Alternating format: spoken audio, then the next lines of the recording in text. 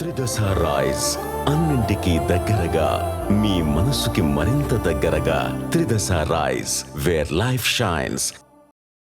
ఈ మధ్యకాలంలో రవాణా చాలా సులభతరమైంది. ఎక్కడికి వెళ్లాలన్నా స్మార్ట్ ఫోన్ ఓపెన్ చేసి మునివేళ్లతో యాప్ ఆపరేట్ చేసి క్యాబ్ బుక్ చేసేస్తున్నారు. మెట్రోపాలిటన్ సిటీలలో అయితే వీటి వినియోగం చాలా ఎక్కువగా ఉంటుంది. అయితే ప్రస్తుతం మనకు అందుబాటులో ఉన్న ఓలా, ఊబర్, ర్యాపిడో వంటి యాప్ల జాబితాలోకి భారత్ టాక్సీ కూడా వచ్చి చేరింది. అసలు ఈ భారత్ టాక్సీ అంటే ఏంటి? దీనిని ఎవరు ఉపయోగించాలి? ఈ యాప్ ద్వారా ఏ వర్గానికి ప్రయోజనం కలుగుతుందో ఈ స్టోరీలో తెలుసుకుందాం.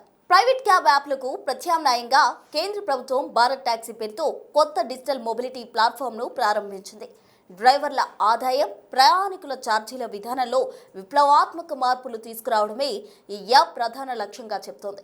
కేంద్ర హోంశాఖ మంత్రి అమిత్ షా లోక్సభలో ఈ విషయాన్ని అధికారికంగా వెల్లడించారు. ఈ ప్లాట్ఫామ్ సహకార్ టాక్సీతో కోఆపరేటివ్ లిమిటెడ్ ఆధ్వర్యంలో పనిచేయనుందని తెలిపారు. మల్టీ స్టేట్ కోఆపరేటివ్ సొసైటీ చట్టం ఎంఎస్సిఎస్ యాక్ట్ కింద ఈ ఏడాది ఈ సహకార సంస్థ ఏర్పాటు చేయబడిందని వెల్లడించారు. ట్రేడ్ వాహన డ్రైవర్లు ప్రైవేట్ రైడ్ హైలింగ్ కంపెనీలపై ఆధారపడకుండా ఉండేందుకు ఈ యాప్ను తీసుకొస్తున్నట్టు అమిత్ షా పేర్కొన్నారు.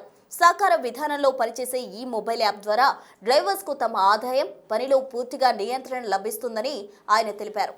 జీరో కమిషన్ విధానంలో పనిచేయడమే ఈ కొత్త భారత్ టాక్సీ యాప్ ప్రత్యేకత. సాధారణంగా ఓలా, ఊబర్, ర్యాపిడో వంటి ఏ యాప్లను ఉపయోగించినా అందులో ప్లాట్ఫామ్ ఫీజుతో కలిపి రైడ్ ధర నిర్ధారించబడుతుంది. అదే ఈ భారత్ టాక్సీ ద్వారా ప్రయాణికులు క్యాబ్ బుక్ చేసుకుంటే ప్రయాణికులు చెల్లించే మొత్తం ఛార్జీ డ్రైవర్కే అందుతుంది. సహకార సంస్థకు లాభం వస్తే అది సభ్యుల మధ్య ట్రాన్స్ఫర్ చేయబడుతుంది. ప్రస్తుతం ప్రైవేట్ యాప్లు ప్రతి రైడ్పై భారీ కమిషన్లు వసూలు చేస్తున్న నేపథ్యంలో ఇది కీలక మార్పుగా భావిస్తున్నారు కొందరు నిపుణులు. ఈ యాప్లో సులభమైన బుకింగ్ విధానం, స్పష్టమైన ఛార్జ్ వివరాలు, రియల్ టైం వాహన ట్రాకింగ్, బహుభాషల్లో అందుబాటులోకి రావడం, వినియోగదారులకు కూడా ఛార్జీల భారం తగ్గుదల వంటి అనేక సౌకర్యాలు ఉండనున్నాయి. అలాగే వెరిఫైడ్ డ్రైవర్స్ను మాత్రమే ఈ యాప్లో అందుబాటులో ఉంచుతారు. 24 గంటలు కస్టమర్ సపోర్ట్తో పాటు ప్రయాణికుల భద్రతకు ప్రత్యేక ఫీచర్స్ అందుబాటులోకి తీసుకురాబోతున్నారు. ప్రయాణికుల కోసం సర్జ్ ప్రైసింగ్ లేకుండా ఫిక్స్డ్ షేర్ విధానాన్ని అమలు చేయాలని ప్రభుత్వం భావిస్తోంది.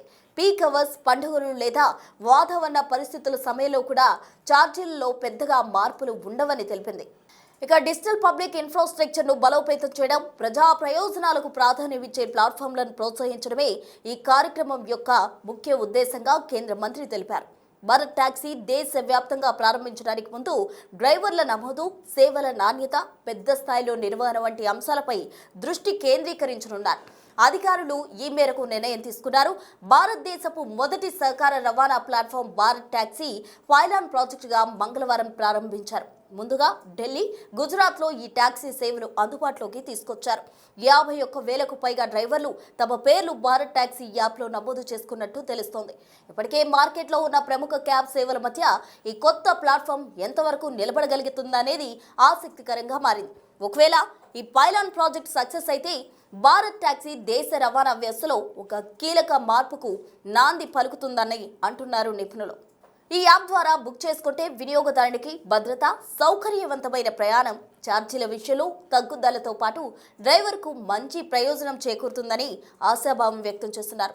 డ్రైవర్ల ప్రత్యక్ష భాగస్వామ్యంతో ఖచ్చితమైన నిబంధనలతో పనిచేసే ఈ విధానం గిగ్ వర్కర్ల భవిష్యత్తును మరింత ఉజ్వలంగా మారుస్తుందని ఆర్థిక, సామాజిక నిపుణుల అభిప్రాయపడుతున్నారు. మరి భారత్ టాక్సీ ఎంతవరకు సత్ఫలితాలు ఇస్తుందో తెలియాలంటే కొన్ని రోజులు వేచి చూడాలి. కేంద్రం తీసుకొచ్చిన కొత్త విధానంపై మీ అభిప్రాయం ఏంటో కామెంట్ రూపంలో తెలియజేయండి.